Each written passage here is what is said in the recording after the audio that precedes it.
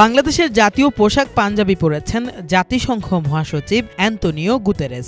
কক্সবাজারের শরণার্থী শিবিরে ইফতার করেছেন ১ লক্ষাধিক রোহিঙ্গা শরণার্থীর সঙ্গে। তার বেশভূষা এমন ছিল যেন এই অঞ্চলের সংস্কৃতির সঙ্গে মিশে গেছেন পর্তুগালের নাগরিক গুতেরেস।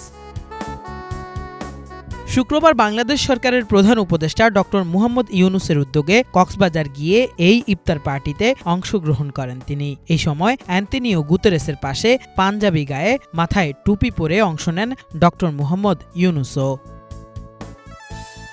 বাংলাদেশ সরকারের প্রধান উপদেষ্টার আমন্ত্রণে জাতিসংঘ মহাসচিবের সঙ্গে ইফতারে অংশ নেন মিয়ানমার থেকে নিজের বাস্তুভিটা হারিয়ে বাংলাদেশে আশ্রয় নেওয়া অন্তত ১ লাখ রোহিঙ্গা শরণার্থী।